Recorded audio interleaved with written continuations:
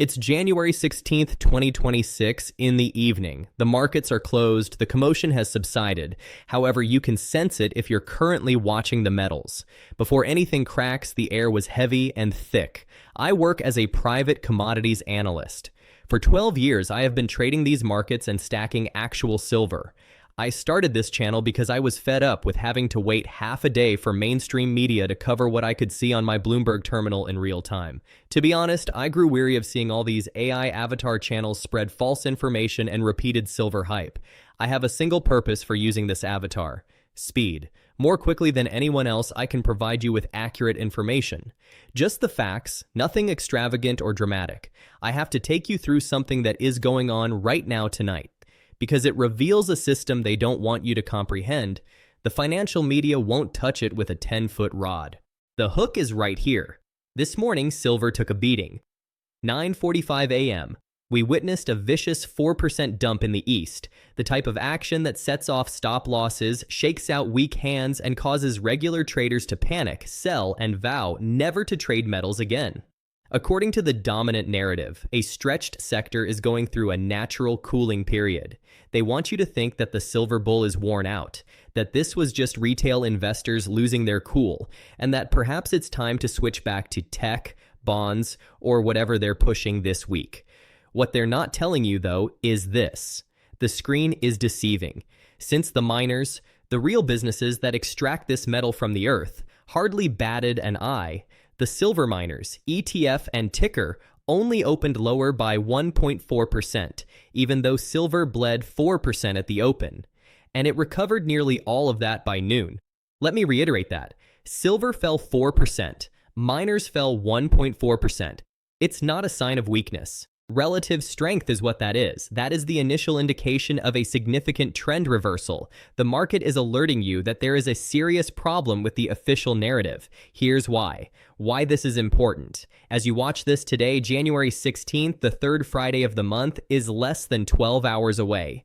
OPEX and monthly options expiration.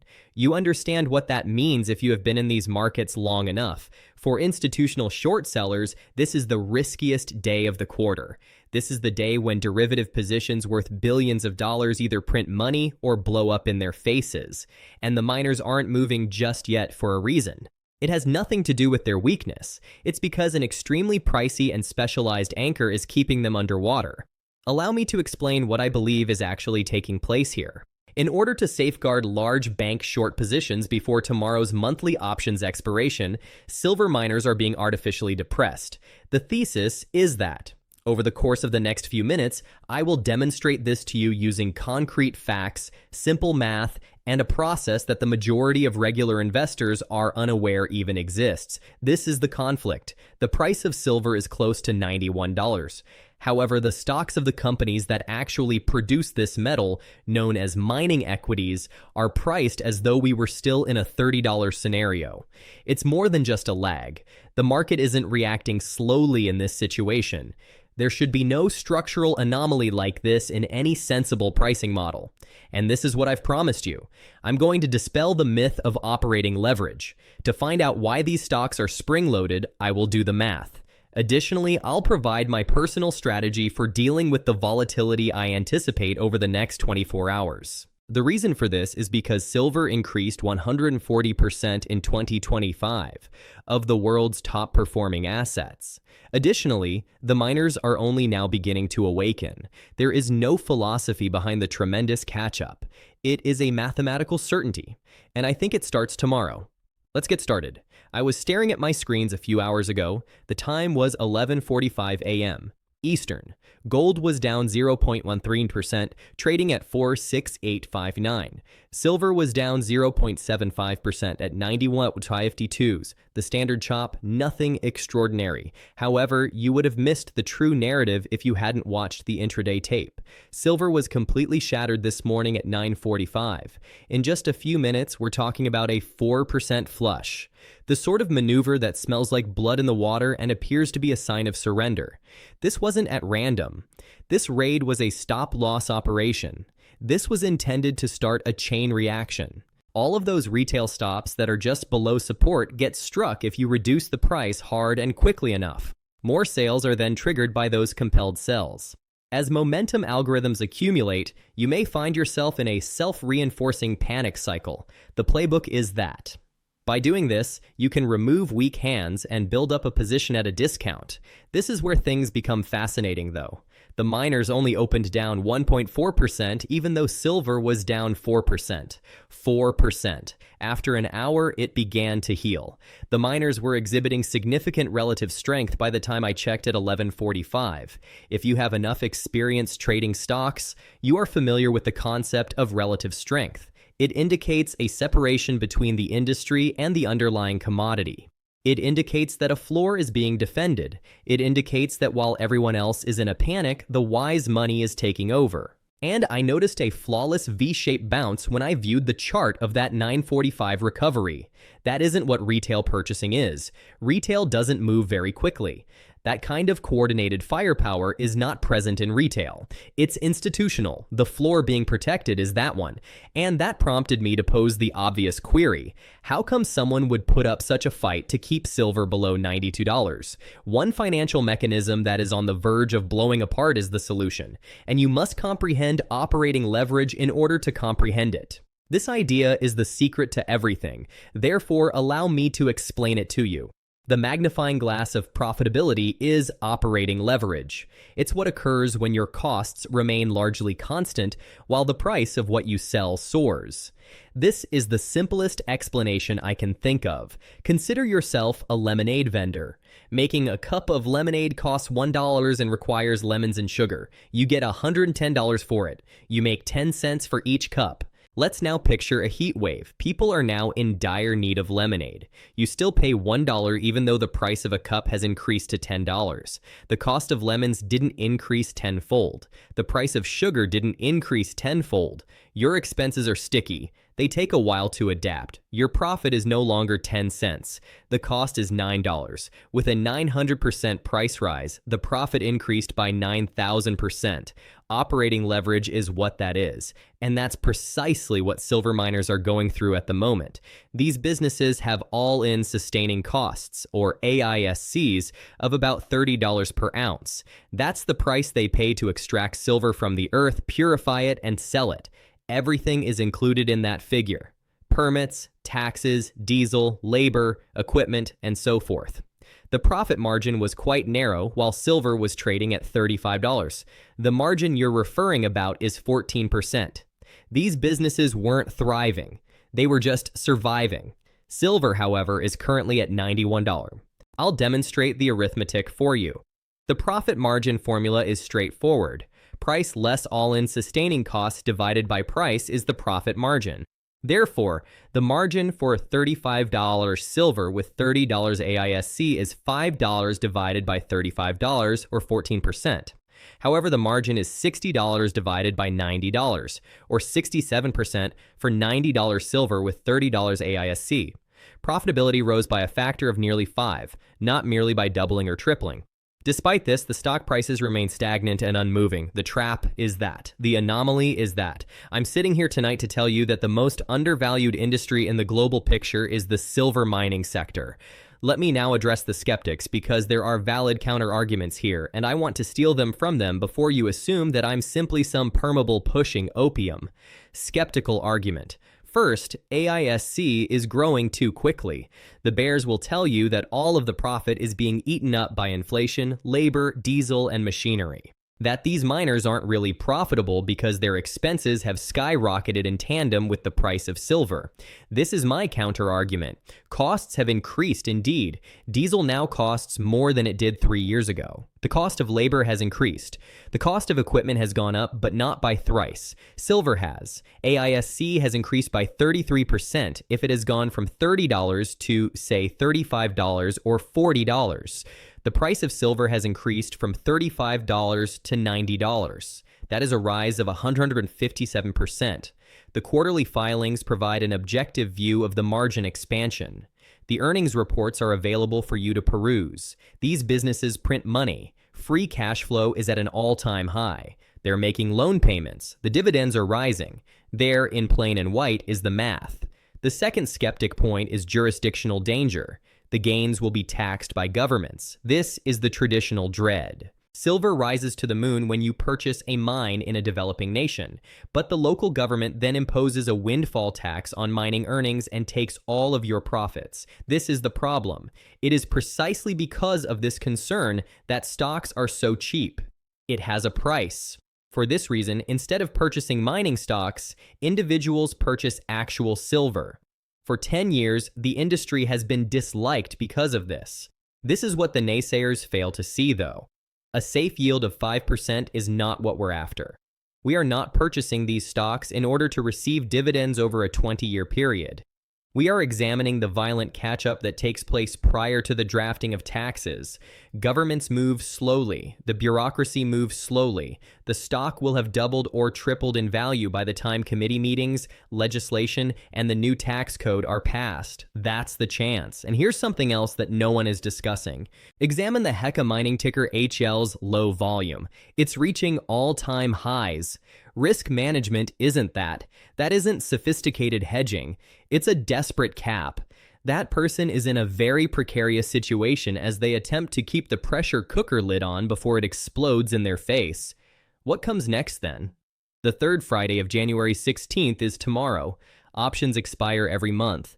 The $90 and $95 strike prices have enormous open interest positions, hypothetical exposure of billions of dollars, and many institutional players will suffer greatly if silver stays above those levels until tomorrow's closure. This is what I anticipate. A huge battle at such striking pricing. There will be volatility. There will be whipsaws.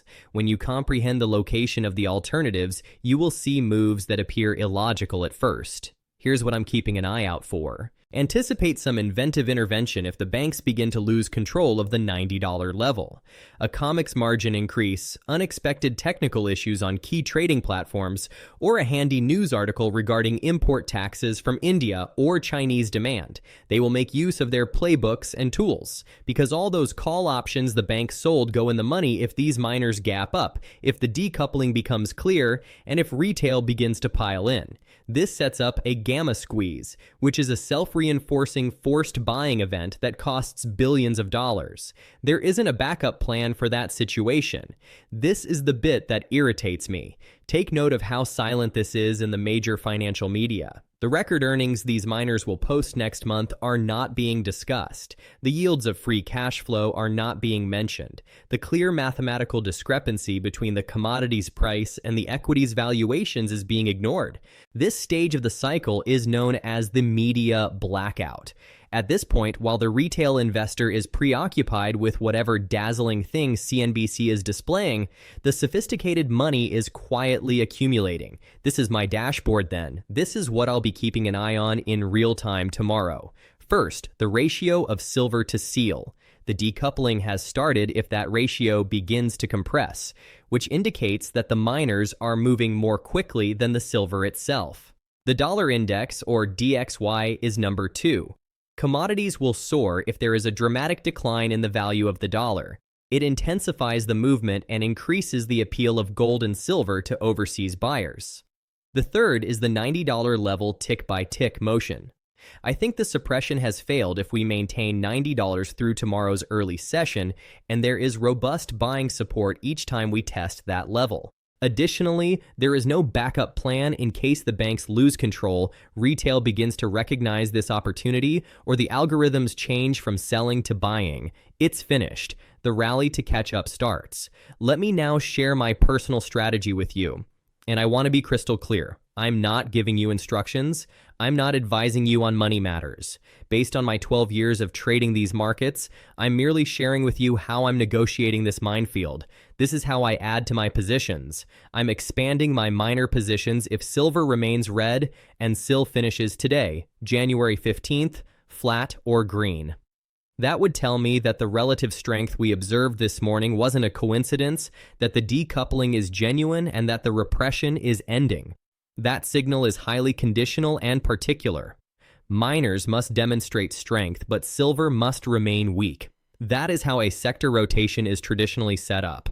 That's what occurs just prior to a significant move. I'm keeping a close eye on the 9150 level on silver as the second strategy in my battle plan. We close there this afternoon. The line in the sand is that if 91.50 is held till 100 p.m., I think the floor is real tomorrow at the time frame of OPEC's highest volatility. I think the banks are no longer in charge of the story. The road of least resistance, in my opinion, is up. Here is how I handle risk, though. I'll be sitting on my hands if silver falls below $85 tomorrow during the OPEC's drama. A falling knife will not be caught by me. I'm not going to strive to be a hero. I'll hold off until the tape from Monday morning reveals the real path. The issue with options expiration days is this: they are made to cause as much agony as possible to as many people as possible. The playbook belongs to the market makers. They are aware of every halt. They are aware of the location of the option strikes. Additionally, they will set the price at whatever level results in the greatest number of contracts expiring worthless. Conspiracy theories are not what that is. That's the way the game is. Therefore, if the tape proves me incorrect, I will not dispute it.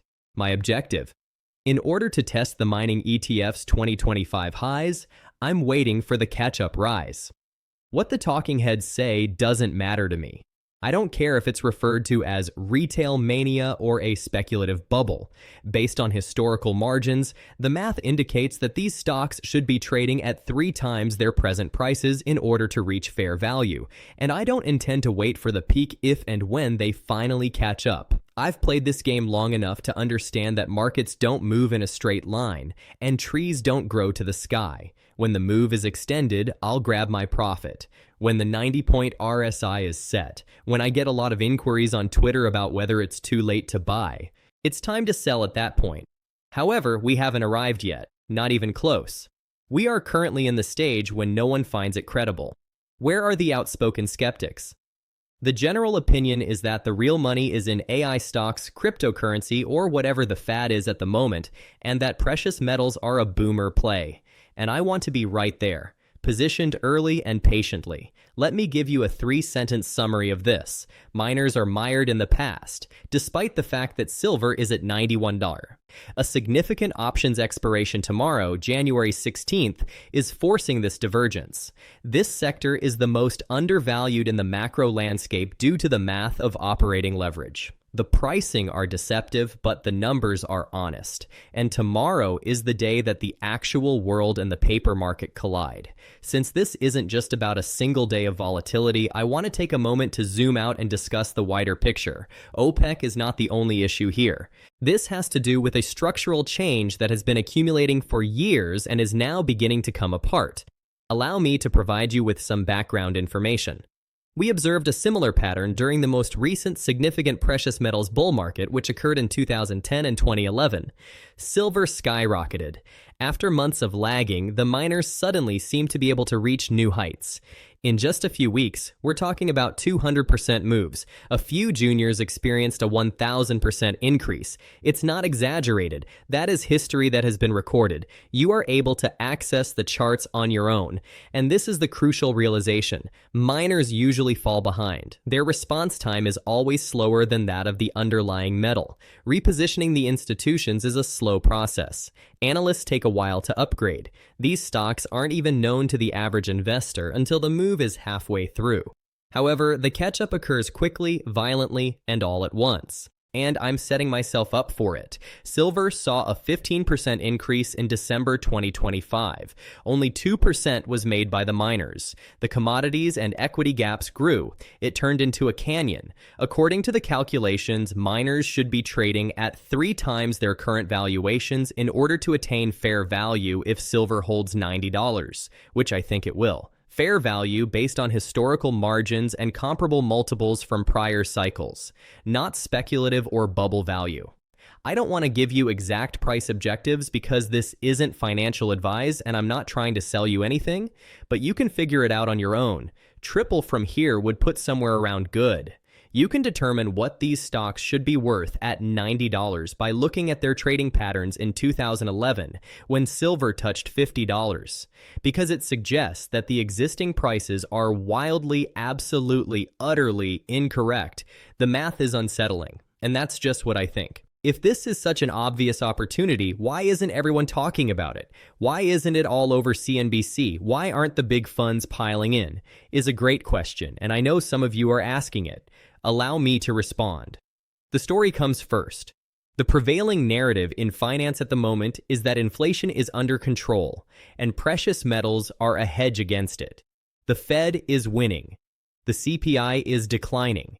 It's all good. Therefore, if you could own Tesla, Nvidia, or whatever the next big AI stock is, why would you own gold or silver? It's a sticky story. Shifting takes time, and the easy money has already been made by the time it changes and the general public realizes it. Secondly, the establishments are stuck. Many large banks and hedge funds have short positions. For years, these miners have been in limited supply. They are currently losing money at $90 because they are locked in legacy positions that made sense when silver was about $20.